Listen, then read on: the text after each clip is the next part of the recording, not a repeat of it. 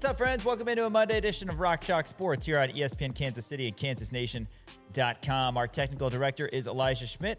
Alongside Dan Courtwright, I am Sean Kellerman. Thanks for joining us today as we get your week started. Another full week of KU football coverage as fall camp continues, and the excitement is in the air regarding KU football heading into the 2026 season. Cannot wait for it. Still a little bit of a toaster out there, but eventually we're going to feel that cool breeze in the air. And I love the first couple games of the season because you go out there and just the energy of being there at the booth and the season changing from summer to fall. Very exciting. Yeah, it's going to be scorching hot for the rest of this week, which is really unfortunate because those flannels in my closet are just staring at me. It's going to be a while. Ready to be worn with a pumpkin spice latte and a backwards hat, crunching leaves on walks. Oh, man.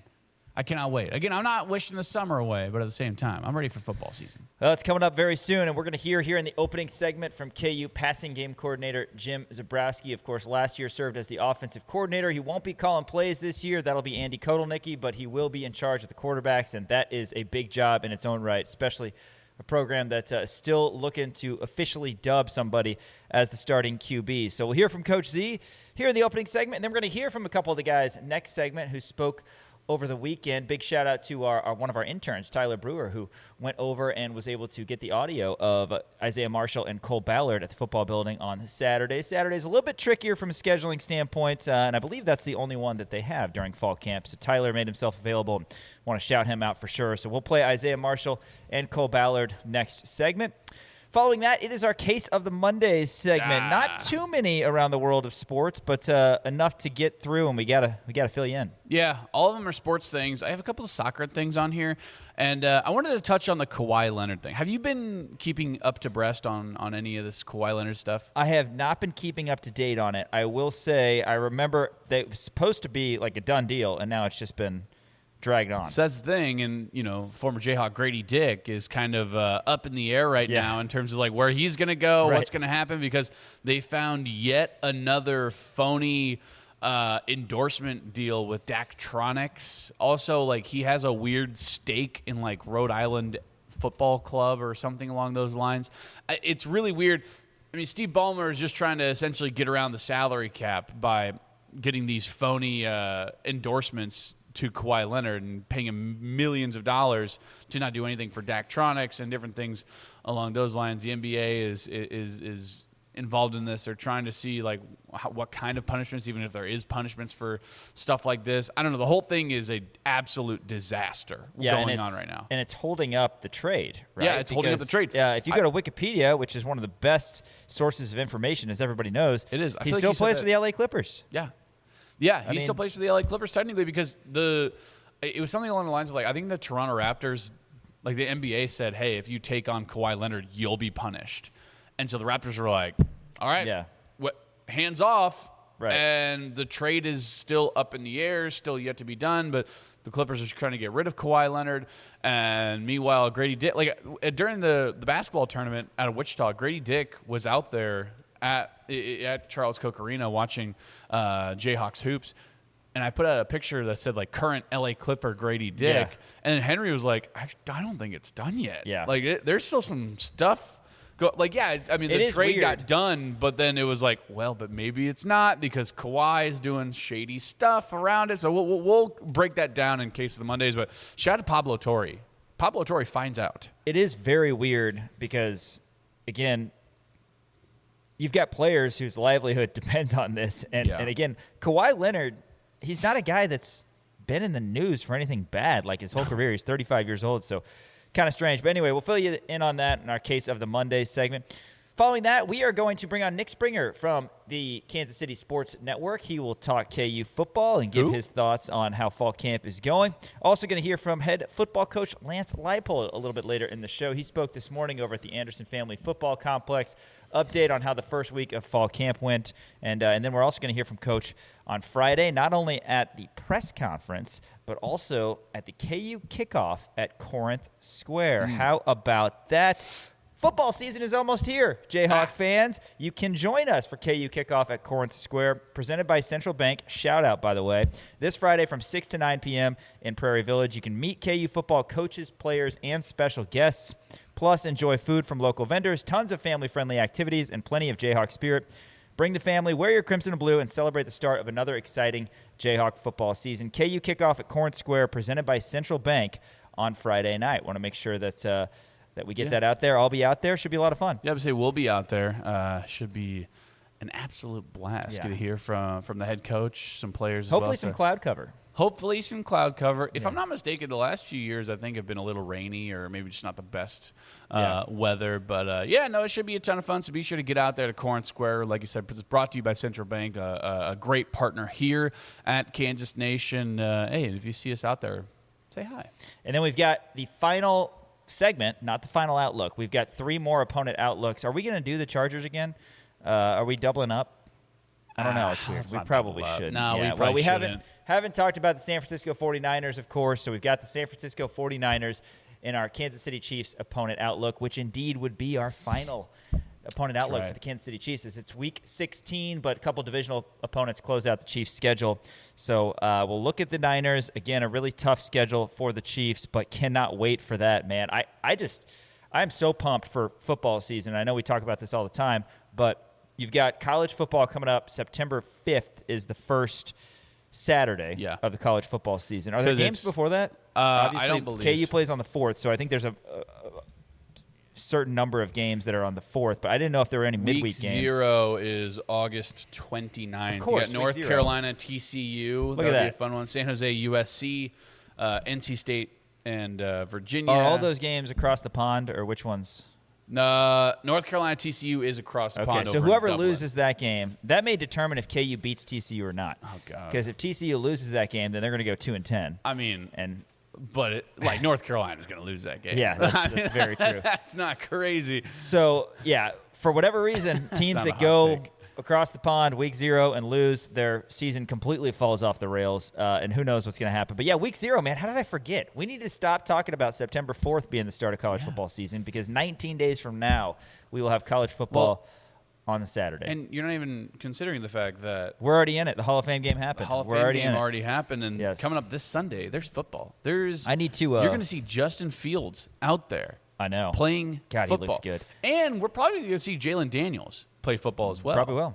Yeah. So that'll be exciting. I want to look up the Buccaneers. Why don't you look up the Buccaneers preseason schedule? That's smart. I like that. But no, we're really excited for that. So they play August. They play Friday. Okay. They play Friday, August 14th against the Jets. I don't believe there's anybody on the Jets from Is Quentin Kansas. Skinner on the Jets? No, Quentin Skinner is with the Buffalo Bills now. I actually just talked to Gary Bedore about this today. This Friday, I think we're probably going to see a little bit of Jalen Daniels. How about That'd be fun. Saturday, Chiefs, Rams, 3 p.m. kickoff. But, yeah, the real fun starts, of course, I think it's a Wednesday game, the weird Eagles game Wednesday in week 1. Chiefs play on September 14th after the Eagles open things off on September 9th. Who are they playing on September 9th? The Chiefs? No, the Eagles. They play on that weird Wednesday game. Let's see. September 9th? Is it? They don't play anybody September 9th. The Eagles play the Commanders. Okay, it's September not the 13th. Eagles. So who plays on September 9th? I don't know why. I thought I knew one of the teams. I don't know them. I don't know any of them. We've got Patriots-Seahawks. Duh. Super Bowl rematch. That's the weird Wednesday thing. But then Monday, September 14th, Chiefs football against Broncos at Arrowhead. I might have to go over to Johnny's Tavern, West Lawrence. Shout out, by the way, Johnny's for providing the food for our trivia night last week. Johnny Wilson. Spencer Renfro and the good people over at Johnny's Tavern, North Lawrence. Also a side shout-out to the good people at Johnny's Tavern, West Lawrence. Big fan of those folks as well. Shout out to the one in Wichita and the one in Topeka and the one in Raymore. So you're just not going to shout out the other 9. Cool, because there's 14. I was going to go through the list. To Wichita, and Dan only wants to shout out those 5. I was going to go through the list. You didn't give me time. Unbelievably rude. We had a lot of fun this weekend, though, as the voice of the Kansas Jayhawks actually had his nuptials. Yes. So excited for that. peanuts. That's right. We were both in attendance. There's nothing that Dan loves more than rubbing elbows with people. I do like rubbing elbows. You love that. People. Like if there's somebody across the room and you want to go introduce, like you love it, man. I do. It's admirable. I love rubbing elbows. I love saying hi to people. Oh, yeah. Hey, how you doing? Mm-hmm. Bill Self said, "Hey, what's going on, bud?" Yep. He said "bud," so he doesn't remember my name. Which is cool. I got a wave from Coach Self. It was phenomenal nice. at the ceremony. That's awesome. So good. Yeah, no, it was a beautiful ceremony out at the David Booth Kansas Memorial Stadium in the conference center. I had to leave early because I had to go to a tractor pull in Overbrook, Kansas. Yeah. Not thrilled about that. To be fair, there was free food and free alcohol there. Now there was also free food and free alcohol at the wedding as well. So I had 2 donuts from the donut wall that they had. Nice. I don't know if I've ever in my life had 2 regular sized donuts. I went over there. The first one was so good. I was like, I have to eat another one. What do you mean you never had 2 regular sized donuts? I've had like I go to Munchers, I get a cream cheese donut, and then I get maybe like the orange mini orange rolls. You never had more than one donut in one sitting before? Not really. I'm a one donut guy. Then maybe some. I can house 12 anyway, in a sitting. Are you kidding me? It did end up being a net positive for me though, because then I didn't end up getting Taco Bell later. Fair. So that's a plus. Well, they had food there. But too, no, it was a great time. Did you sign the jersey? I did sign the jersey. Nice. Yes, there was a wedding goer as well who signed the jersey with Wilt Chamberlain's name. That wedding goer will remain unnamed, but Wilt Chamberlain, number 13, I saw it happen. Brian, if you're watching, if you're listening, I'm not saying who it was, but I did see it happen. It wasn't actually Wilt Chamberlain. Sorry to break it to you. Tough. But no, it was a lot of fun, and congrats to Brian and Jessica. And they had their rehearsal dinner here at Kansas Nation Studio. That's Shout right. out to Robert Jackson and Elijah Schmidt for being here to be holding down the fort. Great hosts of that. Yeah, it was great. Also, KU soccer, they played this weekend as well. They did, yes. And we were not to say the final score. So I think we are. We can. Are you sure? Yeah. Okay. I'm not going to say it. Are we not allowed to? They won 2-0. Okay, I don't think we're allowed to say. The game, let's see, the Kansas scored 2 goals and Iowa scored no goals and the time expired. In the interest of shouting out our interns, Trey Myers, who is going to be covering Kansas soccer for us this fall, was over there at Rock Chalk Park, and KU had a lot of success. Check us out on socials. 2 freshmen scored those goals, Olivia Kaiser and Olivia Joyce. So shout out to the Olivias. Yeah, the law firm of Joyce and Kaiser. Reloading is Nate Lee. We're going to hear from Nate Lee a little bit later in the week. Some KU soccer players, also head volleyball coach Matt Ulmer, some KU volleyball players. The time is now. We are getting coverage, getting content for you here at Kansas Nation as fall sports is upon us. Early morning, Dan was out of practice as I had a lovely drive to Overland Park with my daughter to drop her off very early at my parents' and then drove back for the press conference portion of the morning. But early morning at practice, Dan saw some athletes out there. It was a very early morning. I played a doubleheader in kickball last night. Didn't get home until about 11:15-ish. So that was exciting. Had to wake up very early this morning. Also, my dog Mac threw up 4 times in the middle of the night last night. So that was exciting. Is that because he ate a remote? He did. It was because, no, he ate 2 remotes. Actually, in the past week, he's eaten 3 remotes. Wow. He ate my regular TV remote, he ate the sound bar remote, and then he ate the remote to our electric fan. Yikes. Yeah, but he's okay. And then he tore up. Yeah, he's fine. He tore up the dog bed after we got back. That's a from classic kickball. dog move. Classic the eating dog remotes, move. not so much. Yeah, so that was exciting. But yeah, no, we went out there for practice. I did see Leroy Harris break a sled. If you're familiar, there's sleds, and they have a dummy on the front, and you can push up on the dummy and push back the sled like this. And Leroy Harris broke some screws off the sled, and Joe Deneen was through the moon about it. Yeah. Oh, he was like, "Hey, we finally broke one. Let's go!" Woo! He was amped up about it. So Leroy Harris looked good. I spent a lot of the time kind of watching the linebackers and the defensive ends. I spent a lot of time, over the last few practices, watching the quarterbacks and the tight ends and the wide receivers, and I thought, you know what, I'm gonna make a little hike over to the other side of the field and watch some defense, because those guys don't get enough love. And it was really cool. They were doing some tackling drills, doing some ball security, some different drills with sleds, like I was talking about.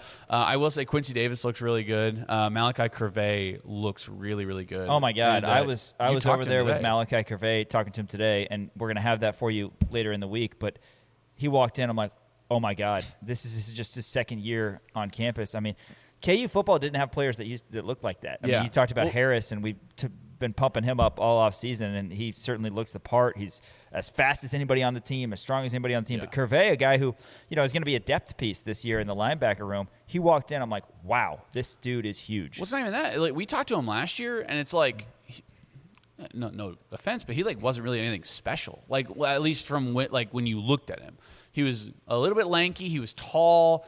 And then when he walked in today, I didn't recognize him. I was like, who is this guy? And like, oh, that's Malachi Curvey. I was like, oh my goodness. I mean, he has put on some muscle. He looks good. His neck is thicker.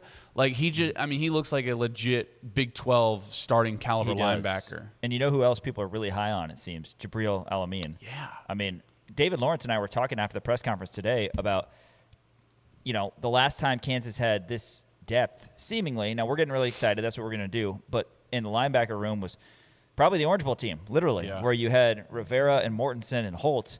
And then you've had, kind of one-off talented guys, and Deneen and Heaney and Steven Johnson.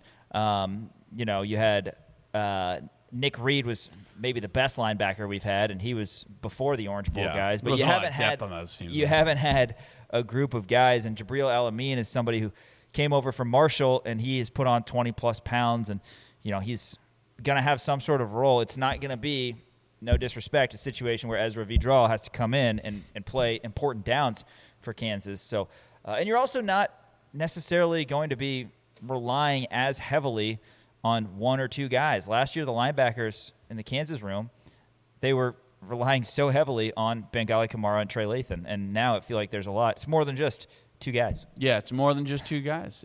You're absolutely right. I mean, they even talked about Josh Galbraith today, and I've talked about him, about how his size and athletic ability is going to be something that we are probably going to see potentially this year. And Lance actually talked about it today, about the fact that red shirts are no longer a thing, so you don't have to hold guys for 4 games where, you're trying to schedule them out like, all right, this guy for 4 games, this guy for the first 4, this guy for the next 4, those different kinds of things where you can just play them full out because they're going to get 5 years anyway.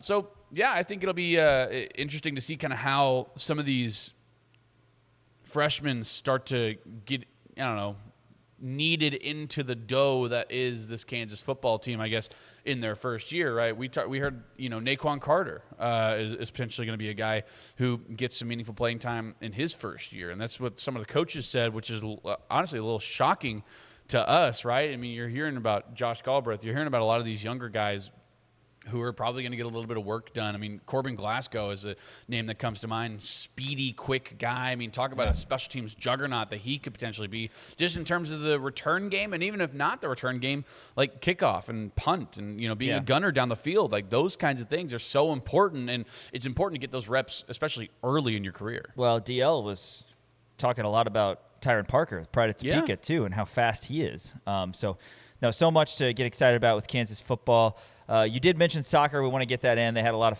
fun and a lot of success over there. And again, thanks to KU Baseball for carrying us. We had a variety of cup checks as well, but KU Baseball got us to mid-June for the success they have, and then kind of ran into an absolute buzzsaw in the eventual national champion Oklahoma. But now we're back in it. Fall sports, a lot to get excited about. Hey, before our first break, though, we want to give you a chance to hear from KU's passing game coordinator, Jim Zebrowski. He spoke on Saturday at the Anderson Family Football Complex. It's going to be great for us. But when you're evaluating it, you know these guys so well. Are you still looking at the minutia of it, like how the ball comes out of the hand, zip, those little things? A little bit more. It comes out now. Like we talk about a lot of decision making. Yeah. Coach K does a great job practice-wise, setting them up in positions. Those 3rd down, red zone, 4th down, 2-minute, and those are the kind of things you kind of grade kids off of, to see which one comes out ahead. So it becomes a lot more decision making and critical decision making at critical times. What has it been like having Coach Flip around helping with the quarterback? Good. I met Coach Flip. I met him through a mutual friend years ago. I forgot how he did. So I got to know him. Then he goes to Cleveland. I'm a Browns fan from Cleveland. I stick in there. I stick with him. But I got to know Coach Flip, and it's been great. What's great about him is the NFL is so situationally dominant. You know what I mean? Like all those games come down to 2-minute and 4-minute situations. So he's been a real help in those. He's talking to those guys about what he went through, what guys his coach went through, guys who made it and the guys who didn't make it, those characteristics, those traits, those qualities, what differentiated Carson Wentz from somebody else, and all those different things, leadership skills, how they lead, how different guys lead in different ways. So it's been terrific. He's a great guy. It's been a blast. So it's really just down to Isaiah and Cole. Where does Chase fit into? Well, just like the first couple of years we were here, what happened the first couple of years we were here? Multi-quarterbacks, like Cole played as a true freshman. So I think one of my strengths is, and it has to be, is to make sure when you have quarterbacks who are dynamic and will run, and as part of your offense, you have to have depth, or you can't do it. A lot of programs have faltered because they run a quarterback, have no depth, the next guy becomes a non-runner, and the whole offense changes and they go backwards. So my job is make sure that if something does happen to one of those two guys, or both those guys, the number 3 and number 4 have to be able to play. So he's come along. What's unique is he's old, but he's new. You know what I'm saying? He's old as a kid who's played some receiver at Rice, played quarterback at Rice, played quarterback at high school, but in offensive schematic, our verbiage is different, obviously. We expect a lot out of quarterbacks, pistol, under center, gun, all that stuff. So I think they're still processing. So I got to do better. I got to do a great job with him, helping him process information and make that happen faster. But it's critical. The 3 and 4 become really critical in what we do. You said Isaiah and Cole become friends. Yeah. I guess how have you seen that progress over the years? You know, it's like they're different, obviously a year apart, different places, and then it's just kind of see it grow. It's kind of like everyone kind of gets to know each other. And I don't know how tight everybody is all the time, but they're all friends and they care about each other. And then you just like this year, it's just kind of become like really tight. Like Cole might take Zeke golfing and teach him how to golf and that kind of stuff. Like those kind of like true friendship things. Like truly, I really care about you, and they really pull for each other. And I think what they have learned from too, and seeing it, is how well Jason and Jalen work together. Like Jalen used to be just as happy for Jason when he scored as vice versa, and both those guys. So I think they saw how it is. Yes, you're competing. Yes, you want to play. Yes, you want that first snap. But you also want the team to be successful. So I really think that's how it's kind of progressed. You told them, and as a coaching staff, you guys told them that it was going to go into camp. Mm-hmm. Nothing was going to be decided in spring. What was the message at the start of camp? Coach will make a decision when coach wants to make a decision. The good thing is with Lance and Andy is that I'll give input, and then Andy and Lance will decide what's going on. And they do a good. And like I said, every play's about. We have so many times to evaluate kids within practice that at least that part of the evaluation process of you talked about the throws and all that stuff will be tabulated. And it comes down to the decision making, how kids made, and also how the offense is being run when those guys are out there. Is it smooth? Is it fluid? Are the motions crisp? Are the time-ups crisp? Yeah. All that stuff. So that's what's going to end up happening. Sure. So and they understood it. They knew going in after spring they'd go through the summer and go to fall. They're both going to begin reps with the ones and twos and keep flipping. How much? You guys have been together so long. Who's that? Coaches. Yes. How much confidence or comfort even does it bring to your staff that you and Andy and Lance could maybe take Jordan Gusky here and turn him into a decent quarterback? Just with your scheme and your plays and your system and all that. I mean, obviously joking with Well, I think you could. Yeah. I don't know how much he'd run. You know what I'm saying? I run 4.2. Okay, then I'm good. Do you see what I mean? It does. I mean, like, it doesn't have to be a 5-star, No, here's future what, NFL guy. and I think what's helped a lot, and this I didn't know how this would like. Usually, and I've said this before in years past, a lot of times a quarterback coach is a coordinator, right? And then he spends a lot of time coordinating and pawns it off to somebody else, or he can't get around to everybody else. And then he's worried more about scheme than he is how technique-wise. So here I am. I learned. I was looking. Someone asked me a question. I started counting. I'm like, counting my high school years. It's like you're 35 or 36, and 32 of those have been coaching quarterbacks. So I have a little idea what's going on, I think, with those guys. But the other thing I've seen all different types of situations. And I think I've always learned, me being a not very good quarterback and having to work hard at it, is that those guys, I'm a teacher. And I think my strength is teaching. So I like building that stuff, and now I can spend more time teaching. Flip can too, and I got 2 guys who have a lot of experience coaching at different levels to really work with those guys, and Andy can do. And then Andy can still jump in too, but he can spend more time scheme-wise. I think that's what makes him and Lance comfortable knowing that all our time is going towards the quarterbacks and not towards scheme-wise, because Coach K can take care of all that And obviously game plan is different, but like that's what's been, I think, really helpful for us. Since you mentioned it, like, did you feel last year like you had a harder time working hands-on with the quarterback? Yeah, I think I spent, not a harder time. I don't know how much. I'm always going to blame myself. You know, I'm like, oh, geez, some of the decisions that happened later this season, was that me trying to scheme more and not coach more? You know, you never know. And there's some unique things that happen. I'm like, God, did I go over something enough? Now there's no excuse. Yeah, me and Coach Flip have all our time to be able to make sure we can at least cross our T's, right, dot our I's, and do as much as we can. Not that we didn't. I felt good, but I still look back and go, could I have done more? Should I have done? What could I have done differently to help Jay out? Coach Leipold's told us a couple of times, like, whoever wins, expect both these guys to play. How do you find the balance between that and helping your new starting quarterback establish a rhythm as a first-year starter? To me, them knowing that's going to happen potentially, I think helps initially. Like, they know they have to be ready at all times. And really, in theory, look at it, the number 2 guy's got to be ready to roll at any given moment. A shoe hat pops off, a helmet pops off. So it's like, I expect that. There's no excuse whatsoever. They need to be ready to go. So like the rhythm-wise, I get it, but they just have to stay loose to be ready to go. I never use that as a crutch, whether it is or isn't. I just don't like saying that kind of stuff because I think it gives them a way out. I'm like, dude, if it's 3rd and 8, because what happens, kid might get hurt, it's 3rd and 9. I hope Coach doesn't have to go in there and call inside zone because the kid's not loose. So I think they got to be ready to go, be ready to play. And I think a great example is Iowa State last year. Jalen goes down, 3rd down or 4th and 1 or whatever. I look at Lance, I call Lance, I'm going play action. You're okay? Boom. He gets lit up and makes a great throw. And so you hope that's what is expected here. I think expectations help that. Like, they know what to expect. In terms of improvement, what are you guys focusing on for both Cole and Isaiah at this point? Cole continuing to be loose. Sometimes Cole will get a little rigid mechanically a little bit. I think that's been awesome. Watching him, God, is just loose now, has done a great job with his mobility and hits me throw-wise and just twisting and turning. Zeke, his functional intelligence, processed all that information. I think that was the biggest step for him. His offense wasn't as verbiage-oriented in high school, and learning all that, all the motions and movements. Like, that's Cole's strength. That's what Isaiah I've seen the most improvement on. Being able to process in the huddle, call plays in the huddle, process it, and get the guys in the right direction. So those are the 2 things we're working on. Keep continually building on them, and I've seen the most improvement on. Through the first couple of days, have you got a sense of who's performed better? No, they're both performing really well.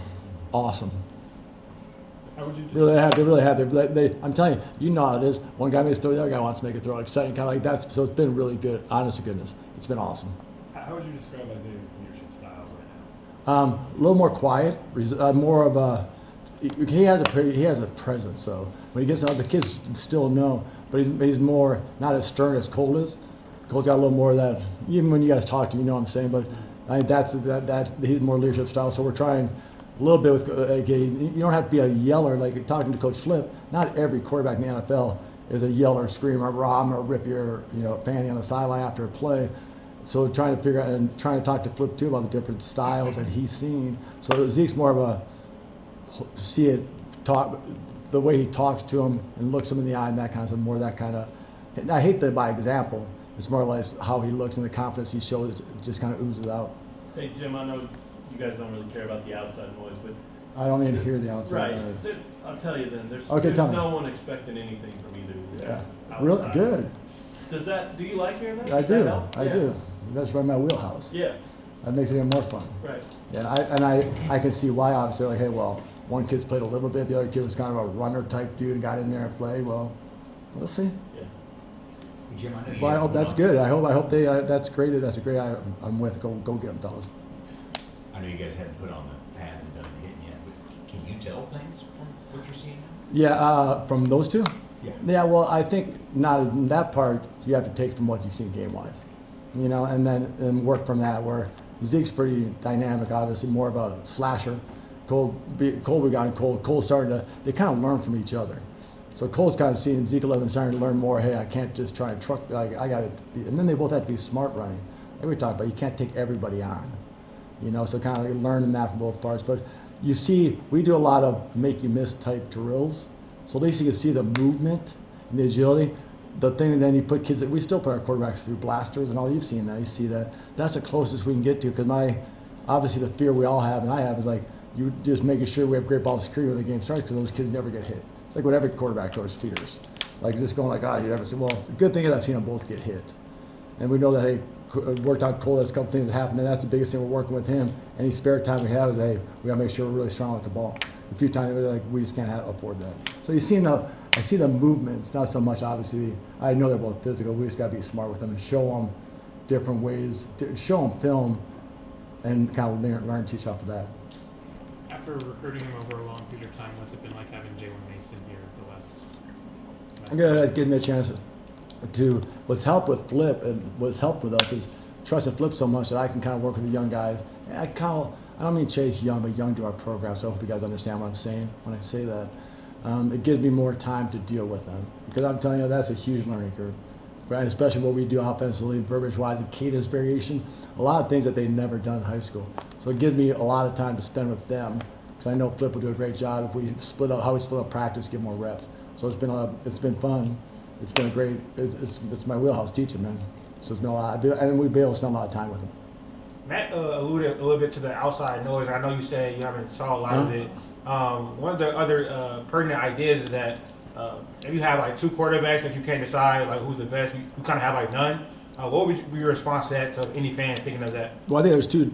We talked about slides, so there's two types of competitions. The one you said, or you have two really good ones and you get to pick one. I think that's how I look at it as. So it's a great question.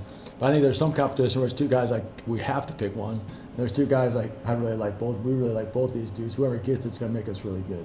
So that's how I look at it. So I think for the fans out there, you got two really good dudes, really good players that are going to be really good. Whoever plays is going to play really well. Have you been following JD with the Buccaneers? A little bit. I get through. Billy, Coach Beno helps me sometimes. He's talking some of the scout stuff and so on. His first scrimmages, our first practice in a week, I think. Friday night, I think. I think it's next Friday. So is it right next Friday? Yeah, so excited to watch. Cole and I were talking about that. Yeah, we'll keep tabs on him. We watched Jason last year when he was with the Colts. Was it last year? 2 years with the Colts? Yeah, so we keep tabs. Doing well. Wrong heard. You went against Ryan's defense for so long. Are there any similarities or differences with him and DK? Coach Borland, you mean? Yeah. Personnel? No. Good question. I don't know there's much of a difference. There's different schematically stuff, obviously. Both are kind of similar in some regards. So I mean, it's so funny because I see what we're doing defensively, but I'm spending so much time on offense. There's different looks, obviously. More looks, more different looks. I guess is the best way to say it. More different fronts variation and coverage variations for sure. Anything else, Coach Zebrowski? Always great hearing from Jim Zebrowski, who this season will be the passing game coordinator for Kansas football, and a big job with the quarterbacks coming up. Of course, Coach Leipold will make the final decision on who's going to be the starting quarterback for KU, but everybody will be in the room having a say on that front. Excited to see what comes of that. We're going to hear from the two guys who are going to be at the top of the depth chart, Isaiah Marshall and Cole Ballard. No particular order, but we're just going to go with that. We're going to go Isaiah Marshall first and Cole Ballard second. Reverse After this, alphabetical. Rock Chalk Sports, ESPN Kansas City, KansasNation.com. Crown Automotive, our founding partners here at Kansas Nation. Give them a visit on South Iowa in Lawrence, or check them out online at crownautomotive.com. They've got great financing options. And again, crownautomotive.com. You can schedule service, whatever you need. A great selection of new vehicles. If you're looking Toyota, Volkswagen, they've got a great used lot as well. Miles Schneier is the leader of the team over there at Crown, and he's got a fantastic sales and service staff. So give them a visit again on South Iowa here in Lawrence. Tell them the guys at Kansas Nation sent you over there. All right.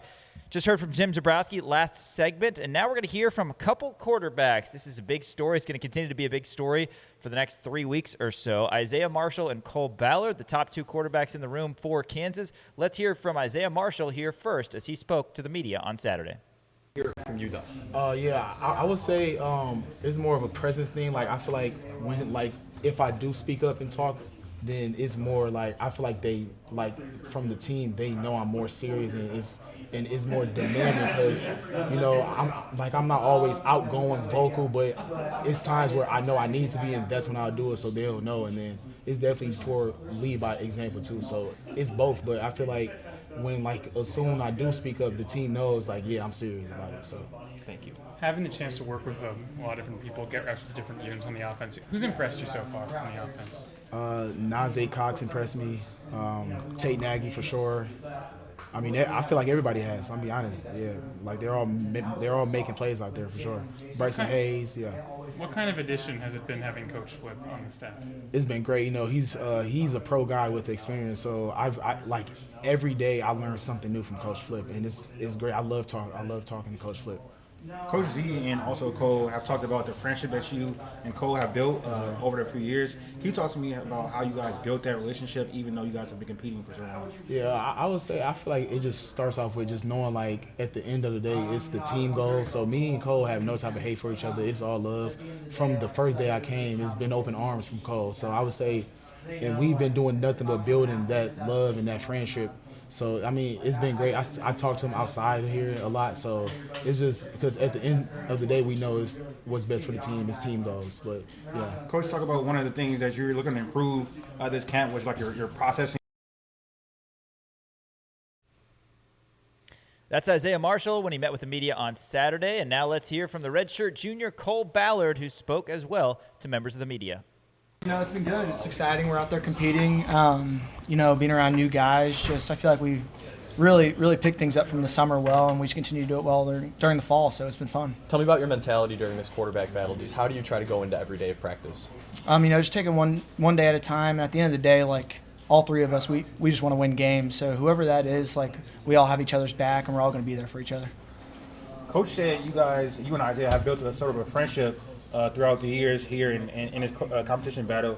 How have you done that, even though you guys have competed against each other for years? How have you built that friendship? You know, like just the last, 2 seasons, like Zeke being around, like, you know, it's just been us two and then Jalen.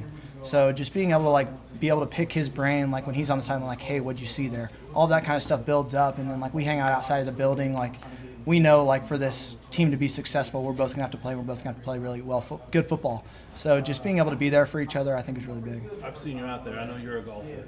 I do enjoy But golfing. Z said that you've taken Isaiah golfing. Yeah. How is he?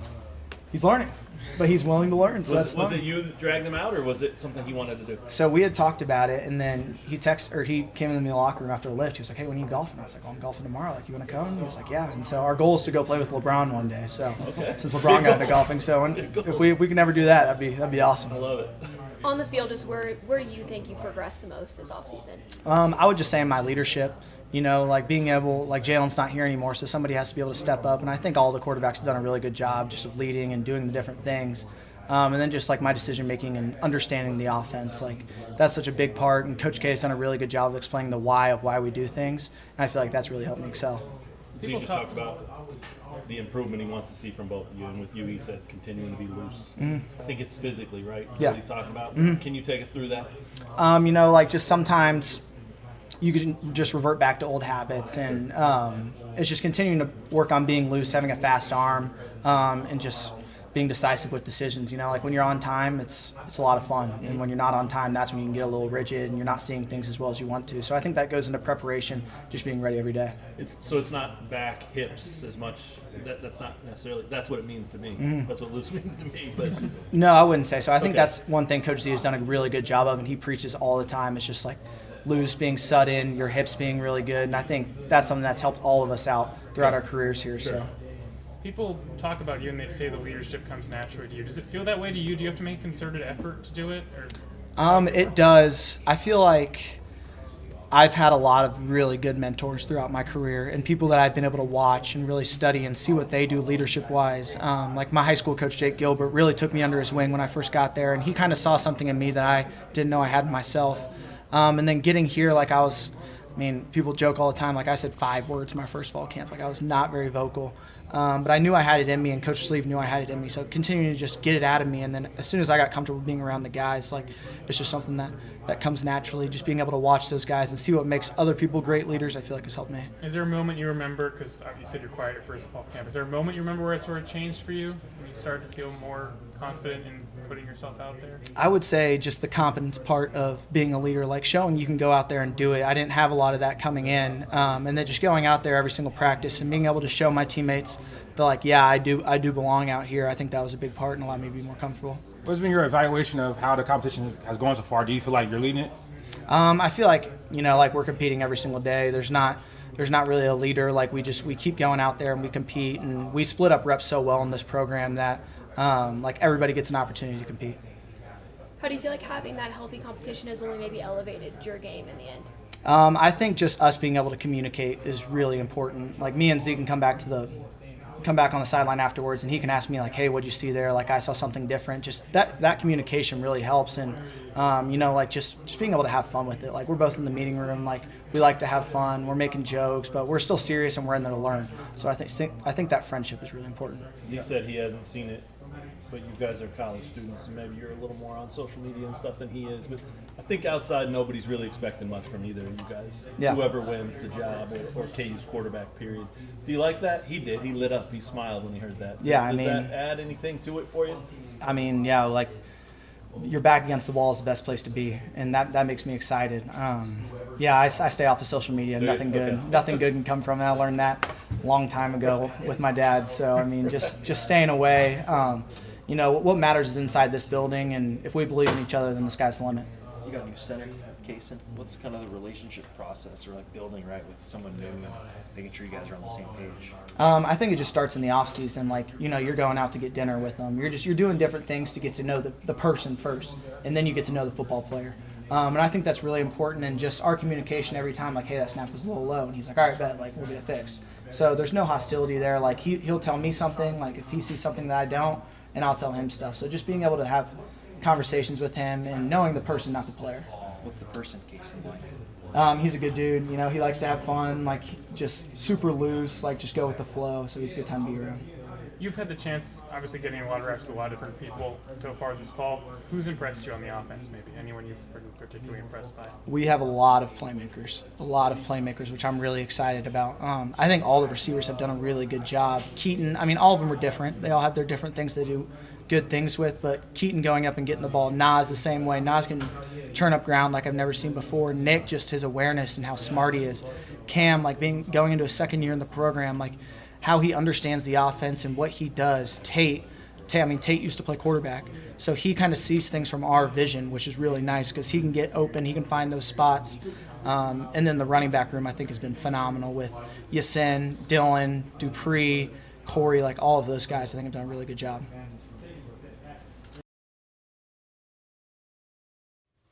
Cole Ballard and Isaiah Marshall earlier, it was actually over the weekend, Saturday, at the Anderson Football Family Complex. So interesting because these are the two guys that we've talked about a lot consistently. I feel like they've both taken a step up just even in approaching the media with their leadership. So excited to see who wins the job. And something that I've talked about a lot is, okay, there's going to be a decision made at some point with Coach Leipold and the KU offense. This is the guy we're going with.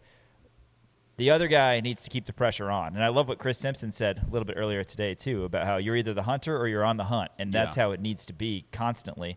If you're the hunter, you're the hunted. You need to be working just as hard. So whoever gets named starting QB, the then backup needs to be the guy that is still day in and day out pressuring, for lack of a better word, that guy to keep his job, because that's internal competition that makes everybody better. Yeah, 100%, right? And, Zebrowski talked about it in that first segment. He talked about it over this weekend.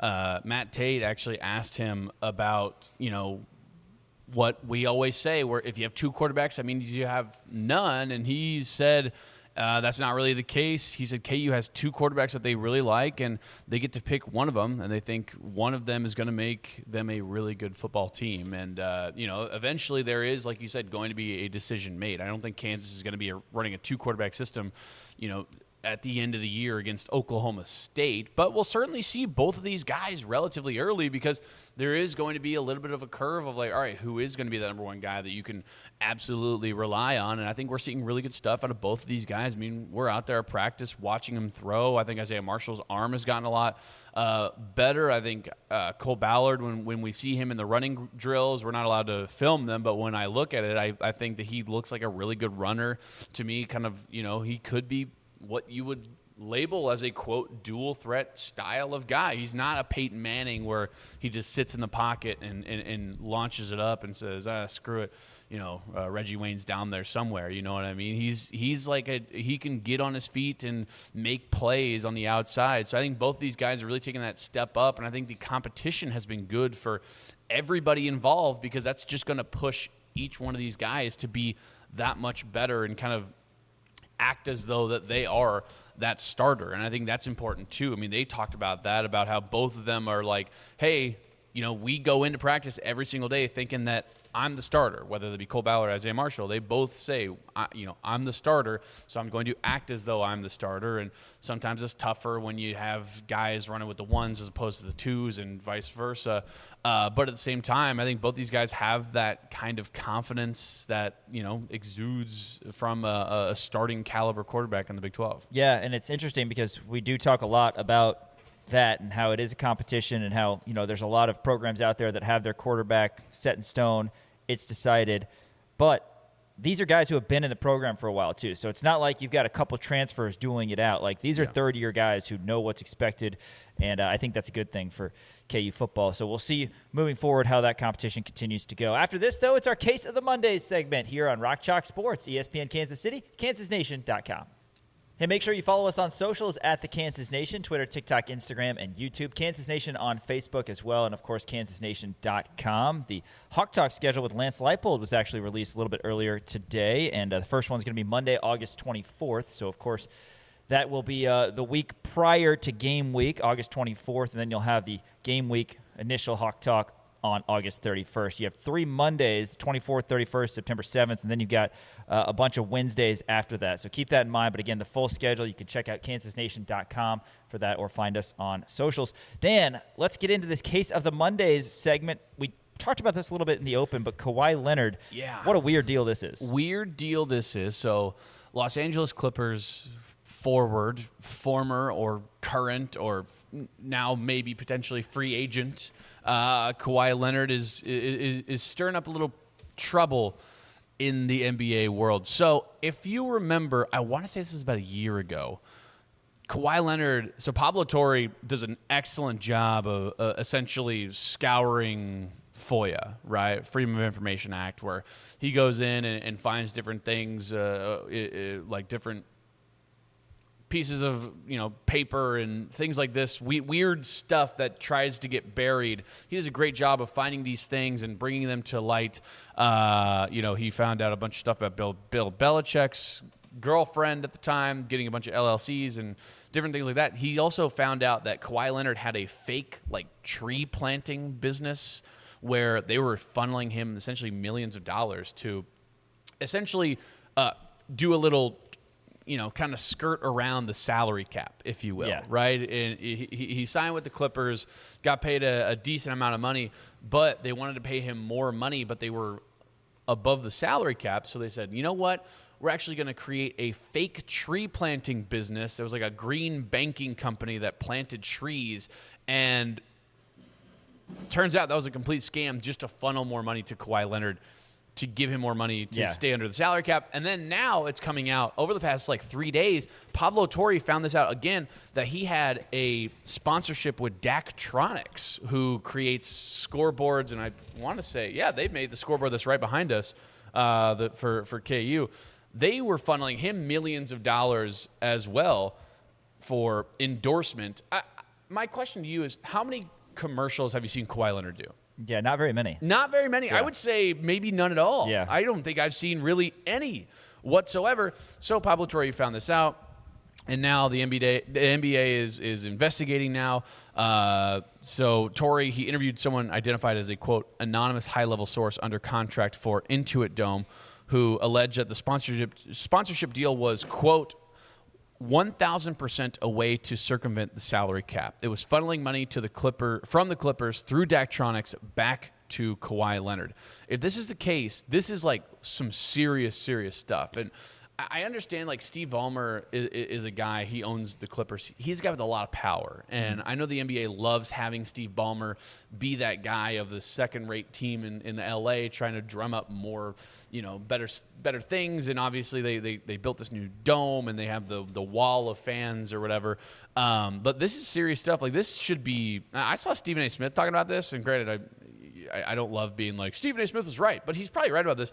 Talking about how like Kawhi Leonard should be suspended for a year, and like Steve Ballmer should be suspended from games and interacting with the teams for a year just because of how bad and serious. Like this is a big time skirting. Also, by the way, the Clippers weren't even good.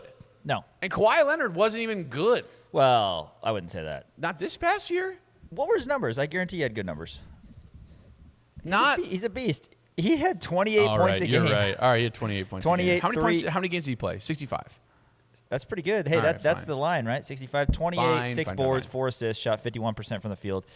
He also shot better from 3 than he has his entire career. But yes, this entire story is very weird. And my question is, where is Grady Dick living right now? That's the thing. Like, is he just going to stay permanently in Wichita? Because that's so awkward for the other guys involved in this deal. So that's the thing. The Clippers tried to trade Kawhi Leonard back to the Toronto Raptors, and the NBA essentially told the Toronto Raptors, like, hey, there's a big thing going on right now. Like, if you trade for Kawhi Leonard, if you acquire Kawhi Leonard, like, you guys are going to be in trouble too. And so the Raptors are like, all right, let's.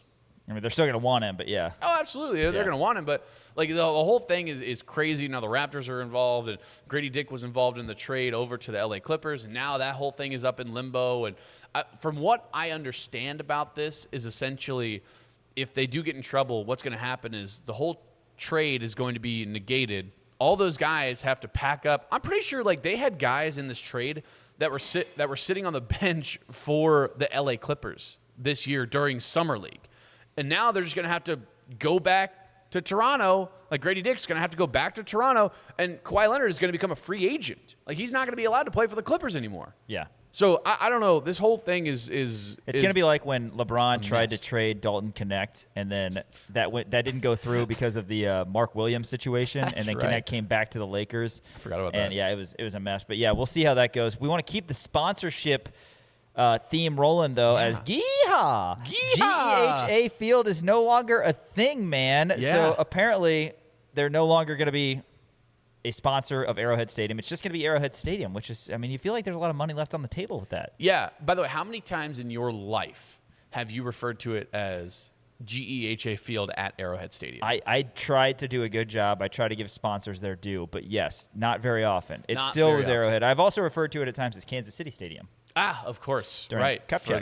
For our cup checks, absolutely. Yeah. But GEHA is no longer going to be sponsoring. They are still going to be doing something in some sort of capacity, but they're not sponsoring, I guess, the field anymore, if you will, because there's some like basketball teams that I think have like sponsor court or sponsor field at whatever stadium, right. You know what I mean? And like there's James Naismith Court at Allen Fieldhouse Stadium. Those aren't sponsors, but it's supposed to be GEHA Field at Arrowhead Stadium.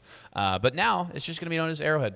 Yeah, which people are going to love that because people don't like sponsors, and at the same time, if you understand how life works, it's like, man, that's going unsponsored. That's surprising. Yeah, I know it absolutely is. I mean, it is weird because Arrowhead is like the only stadium. I'm pretty sure it's the only stadium, NFL stadium, maybe professional sports stadium, that's not named after A, a sponsor, or B, a person. That's not true. What about Lincoln Financial?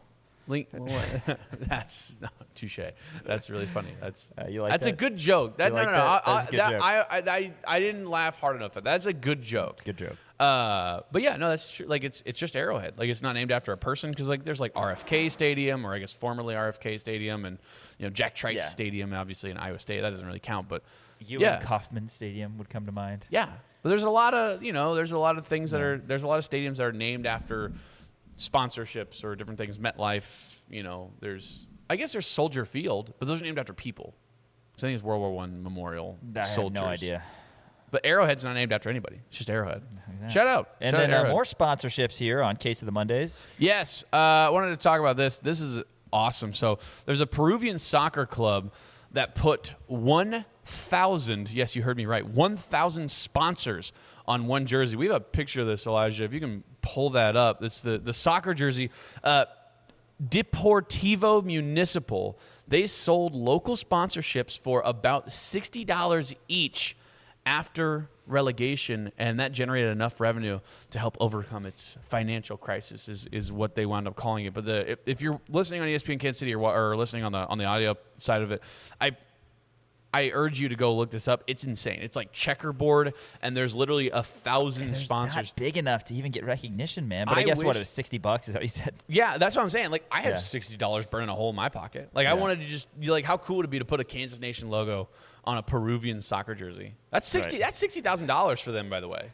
I mean, that ain't bad. I mean, granted, I don't know how much their stuff is like in terms of running the organization. I don't know. I don't even know what level they are. But 1,000 sponsorship. It's crazy to me that they found 1,000 people to do this. I know. Good for them, man. They were hitting that sales market hard. I want to put a Kansas Nation logo on their jersey, and I just all I would want in return is for them to send us a jersey, and we can put it somewhere in the studio. Yeah, I would wear it. I mean, that'd be cool. Yeah, well, absolutely. it would be good to display. Either way. Washington Wizards are kind of like the Colorado Rockies of old as they find their way on Case of the Mondays again. So this is another sponsorship thing. Yeah, which is weird. We got a theme going on here. So there's a man by the name of Ryan Peterson. He's the founder and CEO of Flexport. Has over 600,000 followers on Twitter. Never heard of this guy, but he did put in a bid to buy the team jersey patch for the Washington Wizards, and his idea was to just put the old Washington Bullets logo on it. I love that idea. I absolutely love that. Like, how cool of a people love the throwbacks, man, don't they? I do. They absolutely do. Everybody agrees on it all the time. They want the most throwbacky-ish looking thing for any logo. You know what Garlinghouse should have done? Should have just put like the Sexy Legs Jayhawk on there instead, or maybe the Warhawk. You think that'd be good? People love them, man. I put a little XRP underneath. That's fine, but I like this. Get the Expos. I mean, shout out to this guy because he's willing to put up a lot of money, just to put the old Bullets logo on the Washington Wizards jersey. I love that. Founder idea. and CEO of Flexport. Yeah, shout out. I mean, this is like legit. Like, he sent an email to the Wizards, and he was like, "Hey, here's our logo that we want to put on the jersey." I'm interested to see like if they'll actually do it. The Wizards need to do something though to rebrand, because now they got DeBonsa and they've got some other young talented guys like Alex Sarr. It's time for a rebrand. Yeah. Oh my gosh. A little bit of a cat fight took place at the Raiders facility. Oh my gosh. As well. Did you hear about this? There was no video of it, unfortunately, but Case of the Mondays for Kirk Cousins and Max Crosby. Apparently, they got into a little tiff, scrum, scuffle. Yes. What's another? Fracas? I don't know. Can two people get in a fracas? Two guys. I bet two guys can get into a fracas. Yeah, that's fair.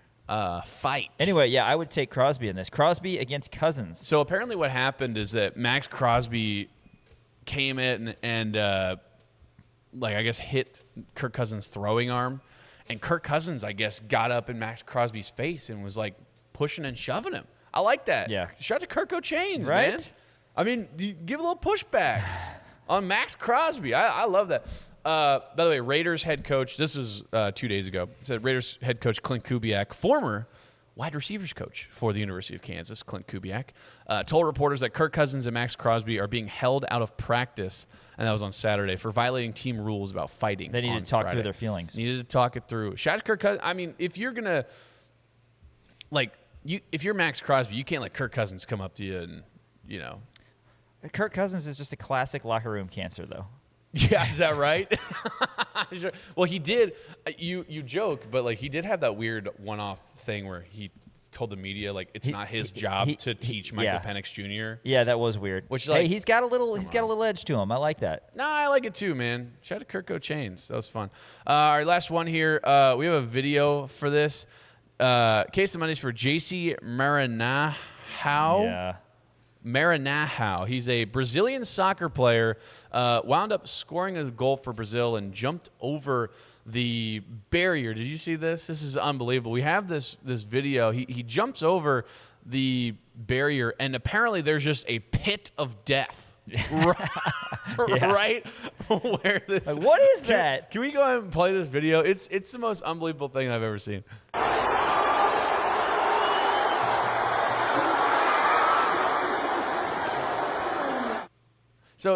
So he winds up who put that there? He winds up popping out, and he turns out to be okay in theory. He actually has to leave the game injured because he like tweaked his knee or I something. got to know how deep the And tunnel then, was. By the way, they wound up canceling out the goal because I think it was offsides.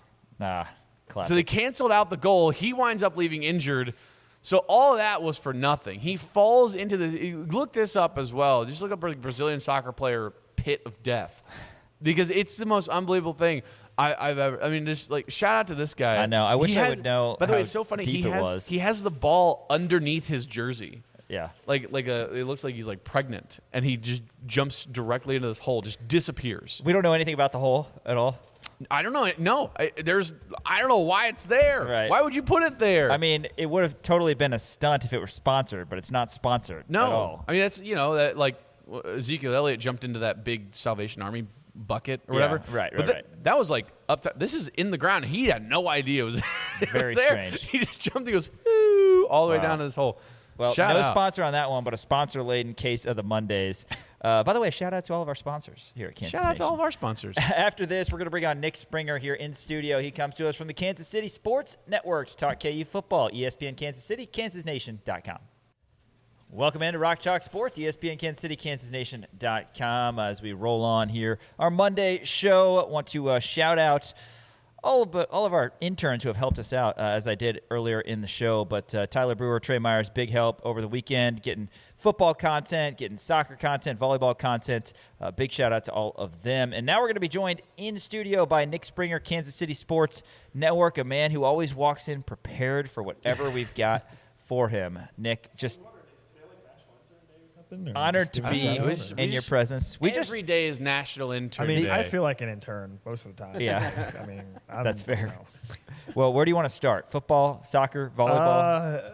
Yeah, I got a couple things on football. I can talk volleyball, soccer. I don't know. Okay.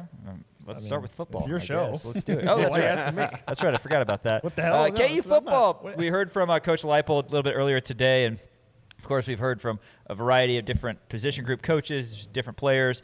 Big thing is the quarterbacks, but Coach Leipold, after a solid first week of camp, and again, we're seeing these guys, Dan and I were talking, they're looking bigger, they're looking more athletic, and obviously things seem to be going well. Everything's positive this time of year. We know that, but it seems to be a good start to camp.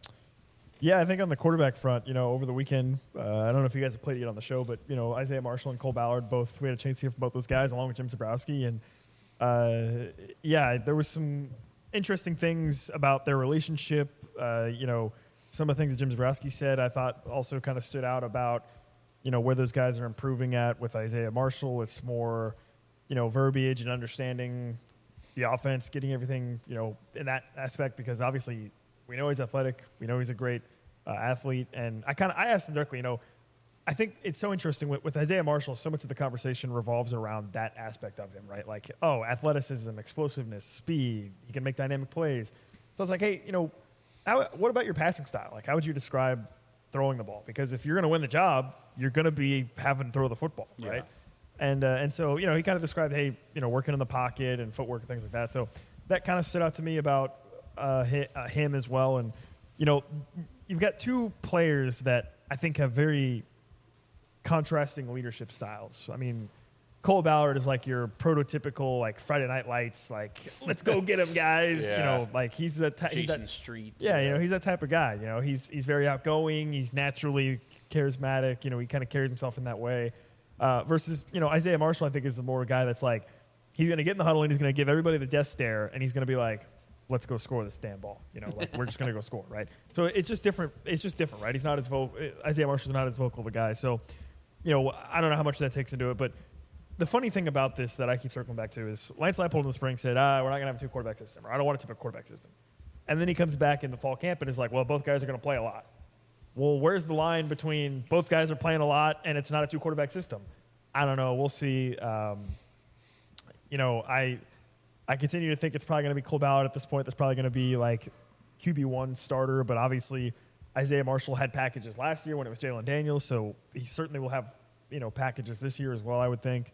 But I don't know.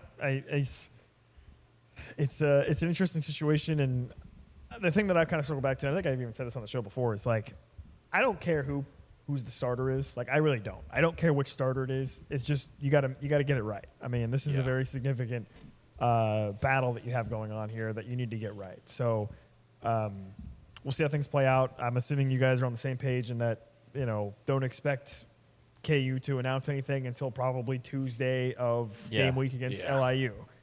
So this is going to continue for another 3 weeks of, this battle of these two guys, going back and forth on it. And again, ultimately, it seems like it doesn't matter who's going to win because they're both going to play, according to Lance Leipold himself. So I don't know. We'll see how things shake out with the quarterback battle.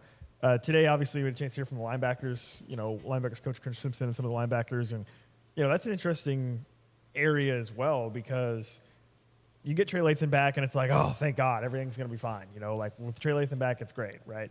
But there's several different elements at play there.